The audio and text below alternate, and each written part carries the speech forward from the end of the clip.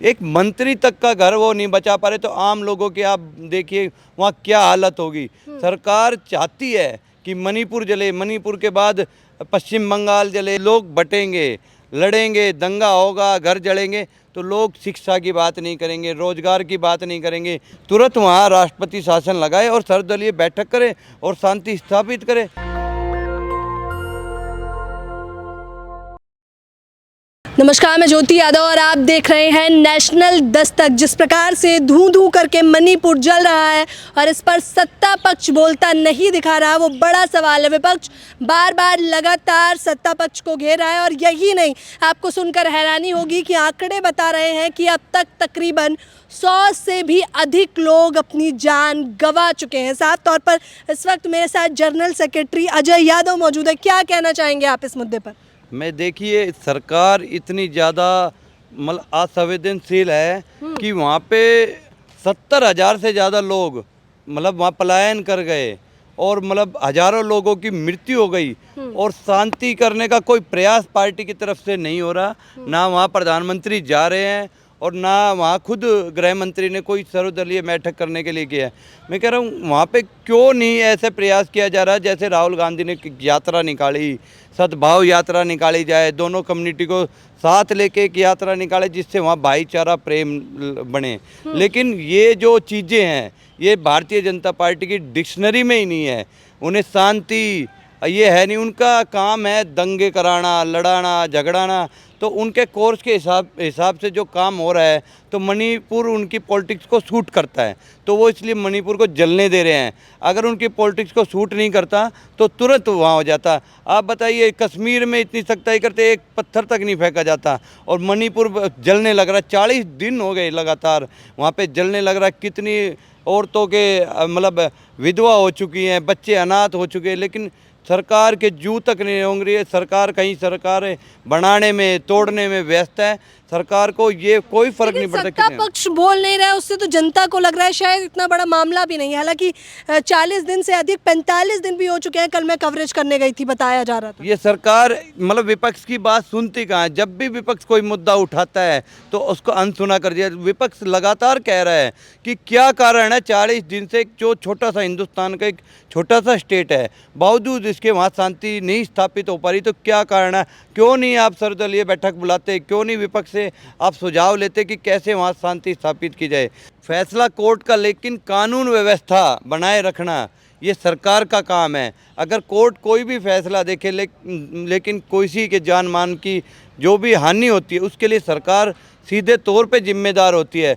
क्यों लगातार 40 दिन तक जल रहा है? क्यों लोगों को समझा नहीं पा रही है? क्यों कानून व्यवस्था बनानी? अगर और मिलिट्री डिप्लॉयड करनी थी तो और करनी चाहिए थी। एक मंत्री तक का घर वो नहीं बचा पा रहे, तो आम लोगों की आप देखिए वहाँ क्या हालत होगी। सरकार चाहती है कि मणिपुर जले, मणिपुर के बाद पश्चिम बंगाल जले, उत्तर प्रदेश। फायदा क्या होगा सरकार को? सरकार की ये राजनीति है। इनको लगता है कि जब लोग बटेंगे, लड़ेंगे, दंगा होगा, घर जलेंगे, तो लोग शिक्षा की बात नहीं करेंगे, रोजगार की बात नहीं करेंगे, महंगाई की बात नहीं करेंगे। जैसे जंतर मंतर पे खिलाड़ी बैठे हैं, वो अपने मान सम्मान की हक की बात नहीं करेंगे।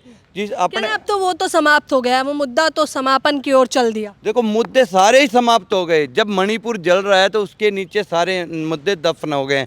इसीलिए सरकार नहीं चाहती कि मणिपुर में कोई मतलब शांति व्यवस्था बनाई जाए। उन्हें पता है वहाँ अगर शांति होगी तो उसके बाद लोग, किसान अपनी एमएसपी मांगने लग जाएंगे, युवा रोजगार मांग रहे हैं, तो इनका सरकार की नाक में दम आ चुका है। अब भी ये तो दो समुदाय की लड़ाई है, मैतेई और कुकी। उन समुदायों को समझना चाहिए।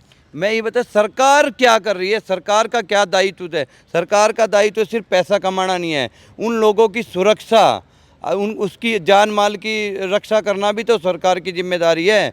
अगर सरकार वहाँ कानून व्यवस्था नहीं बना पा रही तो सरकार को बर्खास्त करो, वहाँ पे राष्ट्रपति शासन लगा दीजिए। अगर यही सरकार कांग्रेस पार्टी की सरकार होती तो ये तुरंत वहाँ पे राष्ट्रपति शासन लगा देते। या पश्चिम बंगाल में देखिए आप क्या करते हैं। तो मैं कह रहा हूँ सरकार का दोहरा चरित्र नहीं होना चाहिए।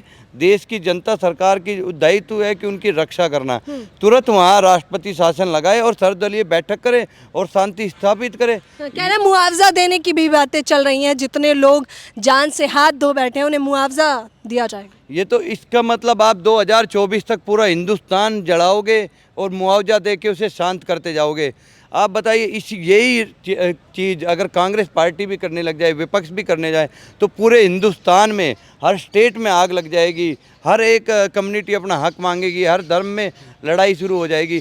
तो सरकार तो इस चीज़ से पल्ला नहीं झाड़ सकती कि हमने मुआवजा दे दिया। अच्छा अजय जी, आमतौर पर ये देखा जाता है बालासोर, उड़ीसा के बालासोर में जब घटना हुई या फिर उसका के बाद गुजरात में भी उससे पहले हुई थी घटना, तब मुआवजा देकर हमने देखा है कि मामले को रफा दफा किया जाता है और उसके बाद कोई चर्चा भी नहीं करता। बिल्कुल, ये सिर्फ मुआवजा देने के बाद, उसके बाद ना तो किसी पे कार्रवाई होती है। आज तक जो गुजरात में घटना हुई थी उस पे किसी भी आदमी पे कार्रवाई हुई, ना कंपनी पे हुई, ना किसी पे भी हुई। और यहाँ पे भी यही हो रहा है। यहाँ पे भी किसी भी बालाकोट में किसी अधिकारी, किसी मंत्री, किसी पे कार्रवाई नहीं हुई और ये उसी तरह फाइलों में दब के रह जाएगा। लेकिन ये तो जनता कर रही है ना, मॉब लिंचिंग हो रही है जगह जगह। अब इसके लिए तो सबको जेल में नहीं डाला जा सकता। ये देश जानता है इन सब का सूत्रधार, मॉब लिंचिंग हो चाहे दंगे का, सब सूत्रधार भारतीय जनता पार्टी है। जबरदस्ती जो काम हो रहा है, सरकार कई ठेकेदार सरकार के ठेके को अगर बंद कराने गए, अगर वो कांग्रेस की सरकार होती है और उन्होंने उन्हें पिटवाया होता तो देशद्रोही हो जाती कांग्रेस की सरकार। अगर मध्य प्रदेश सरकार ने पिटवा दिया तो वो देशभक्ति की उसमें आ जाए। विपक्ष ना घेरे, क्योंकि कांग्रेस राज भी कुछ अच्छा राज नहीं रहा है। देखो, कांग्रेस ने जो किया, अच्छा किया बुरा किया, कांग्रेस अब विपक्ष में है। अब सत्ता पक्ष के हाथ में सरकार है, तो सत्ता के हाथ में होता है कि लोगों की जान मान की रक्षा करना, सरकार चलाना, कानून व्यवस्था बनाए रखना। अगर आज वो ना कर पा रही है तो नाकाम है और सत्ता छोड़ दे, वापसी कांग्रेस को मौका दे। कांग्रेस इससे बेहतर ढंग से चला पाएगी। और ये जो महंगाई, बेरोजगारी है, जो ये राग 2014 में प्रधानमंत्री अलागते थे, ये राग भी बंद हो जाएगा। क्योंकि जब जो 2014 में महंगाई थी, आज तो उससे डबल से ज़्यादा हो गई है। लेकिन आज वो प्रधानमंत्री स्मृति ईरानी तो पता नहीं किस बिल में छुप के बैठ गई है। वो बाहर निकलने का नाम, अपनी लड़की पे दारू का आरोप लगता है, अवैध शराब परोसने का, तो 3 बार प्रेस कॉन्फ्रेंस करती है। और जब महंगाई पे या बेटियों के सम्मान की बात होती है तो वो बिल में चली जाती है। जनता की भावना आहत हो जाती है। पत्रकार से देखा नहीं उन्होंने क्या कहा कि जनता को आहत कर रहे हैं आप। बिल्कुल, जनता पर उंगली उठाएंगे, जनता पे सवाल उठाएंगे। कोई अगर सीखे तो भारतीय जनता पार्टी से, पर मैनिपुलेट अपने फायदे के लिए एक पत्रकार को भी देशद्रोही बना देती है। आपको पता होगा उस पत्रकार को बट वो भी दिया कि थ्रेट, और को आप नौकरी से भी वहाँ से हाथ धोना पड़ा। तो ऐसे अब पत्रकार भी अब भारतीय जनता पार्टी से सवाल सोच समझ के पूछेंगे कि कहीं मेरी नौकरी ना चली जाए, कहीं मेरे मालिक को फ़ोन ना कर दे। तो आने वाले वक्त में ये होगा। मणिपुर का अब आलम क्या होने वाला है? साफ तौर पर 2024 के लोकसभा चुनाव नज़दीक है और ये तो एक बड़ा मुद्दा बनता दिखाई दे रहा है। आपको क्या लगता है? 45 दिन बीत चुके हैं, लगातार जाने जा रही हैं। मैं आपको बता रहा हूँ, अभी तो ये मणिपुर झांकी है, आगे बिहार, उत्तर प्रदेश और पश्चिम बंगाल, दिल्ली बाकी है। तो देखना आप 24 तक मैं भी यहीं होगा, आप मेरे से दोबारा पूछना आएंगे। ये आग अगर चलेगी आगे तो उत्तर प्रदेश में भी दंगे, लड़ाई झगड़े होंगे। चाहे वहाँ यादव वर्सेस और कम्युनिटी को लड़ाया जाएगा, चाहे गुजरात में जाएंगे पटेलों के साथ। ये धर्म आप पे, कह रहे हैं सोची जाति पे, समझी साजिश के तहत हो रहा है सब कुछ ये मणिपुर। 2024 के लिए प्लेटफॉर्म तैयार हो गया, स्क्रिप्ट लिखी जा चुकी है। वो इसी चीज़ में खेल के माहिर है और जो उन्हें पढ़ा है, जो खेल के माहिर है, तो वही स्क्रिप्ट लिखी गई है। आप देखना पिच पे बैटिंग होगी, एक एक स्टेट करके नंबर आएगा। आज मणिपुर का, कल हमारा, आपका नंबर आएगा। और स्टेट में जिसमें भी आग लगेगी उसमें ना पत्रकार बच पाएंगे, ना कोई मंत्री बच पाएगा। लेकिन ये है 24 का जो चुनाव लड़ना है, बीजेपी ने तय कर लिया किन मुद्दों पे चुनाव होगा। क्या मुद्दे हैं उनके? उनके मुद्दे होंगे जातियों में लड़ाना, धर्म में लड़ाना, मतलब कोई रोजगार की बात ना करेगा, फिर कोई महंगाई की बात नहीं करेगा, ना एमएसपी की बात करेगा। लड़ाओ और राज करो, क्योंकि ये अंग्रेजों की नीति पे चलने वाले लोग हैं। अंग्रेजों ने जैसे राज किया था तो ये सोचते हम भी 100-200 साल इसी नीति पे राज करें। लेकिन 24 में बदलाव होगा और नया प्रधानमंत्री आपको देखने को मिलेगा। तो साफ तौर पर ये अजय यादव थे जो कह रहे हैं कि 24 में बदलाव होगा और नया पीएम देखने को मिलेगा। और साफ तौर पर इन्होंने कहा कि मणिपुर में जो भी हिंसा हो रही है, जो 2 समुदाय लड़ रहे हैं, वो सोची समझी साजिश के तहत हो रहा है। 24 की तैयारी भाजपा सरकार कुछ इस प्रकार प्रकार से कर रही है कि आम समुदायों को लड़ाया जा रहा है, धर्म के नाम पर बांटा जा रहा है और मुख्य मुद्दे जो होने वाले हैं, जो जनता के मुख्य मुद्दे होते हैं, उनसे उन्हें बरगलाया जा रहा है। मेरे साथ बातचीत करने के लिए आपका बेहद शुक्रिया।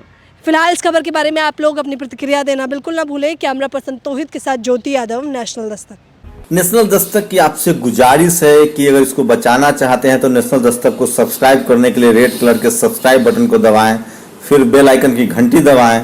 नेशनल दस्तक को बचाने के लिए बहुत जरूरी है कि हर खबर को शेयर करें, लाइक करें, कमेंट जरूर करें।